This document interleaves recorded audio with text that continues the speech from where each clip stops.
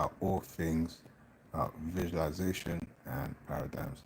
And guys, I just want to start today's live with a Bible verse, and that is Matthew 5:8 NIV. It reads, "Blessed are the pure in heart, for they will see God." And yeah, so it's it's a good verse. It's a very, very good verse. It's based on what you will see, provided you have a pure heart, provided you have pure intentions in whatever you have going on and whatever you want to kind of get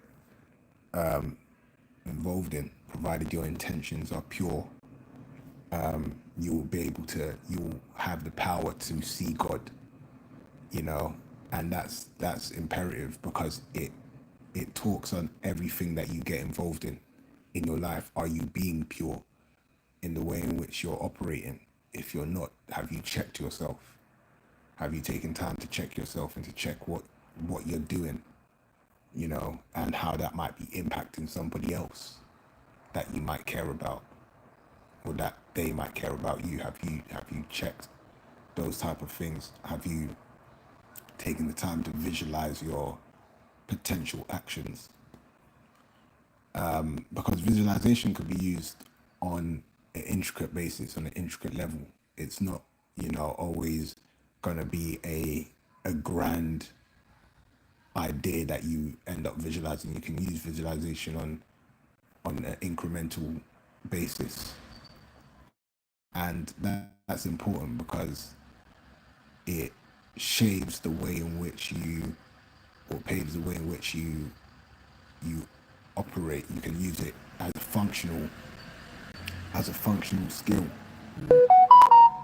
But with that being said, back to the verse, I think it's important because God is in everything.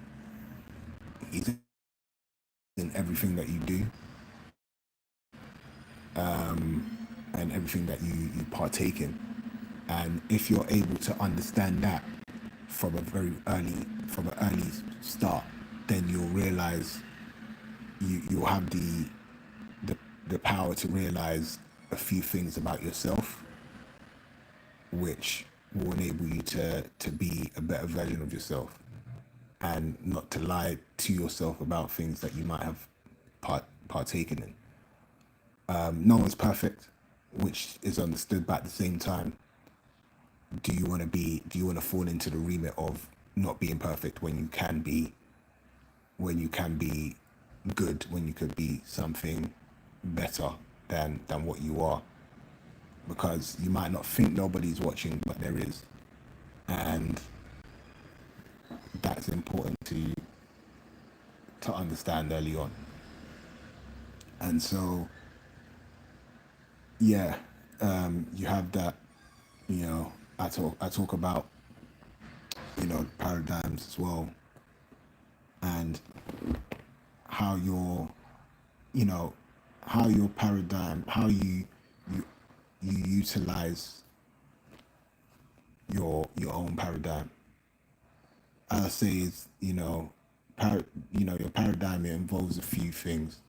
It involves a few emotional as well as rational things as well, but more emotional things. And it's the way in which you control these things that overall shapes your paradigm. And so you want to be in full control of your metaphoric ship. You want to be in control of yourself. That way, depending on if you're operating on a good level or out of a good space, which you should be doing indefinitely anyway, you'll put yourself in a situation where you're able to see God. And I think that's what Matthew was getting at. You want to remain pure hearted.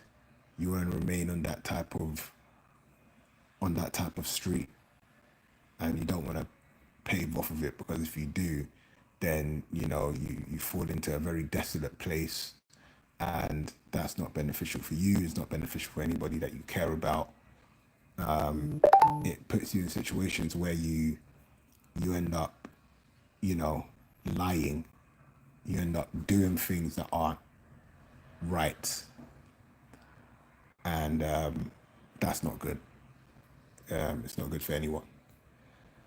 So yeah, it's really just about focusing on you, on what you've got going on,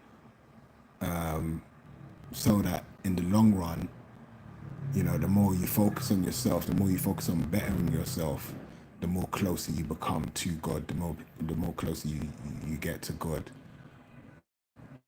And again, that puts you in a situation where, the world then becomes your oyster. You're in a situation where you can really benefit.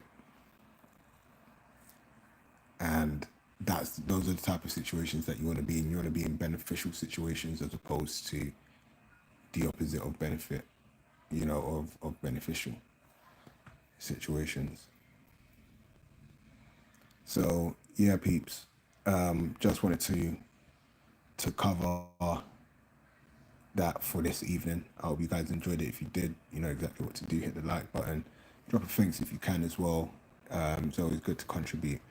Make sure that you hit the subscribe button if you haven't done so already. I mean, I could stay on the live for a little bit longer, but I don't want to bore you guys. So yeah, guys, do take care. Have a great rest of your evening. If you haven't prayed, do pray as well. And I look forward to speaking to you again. All right, take care.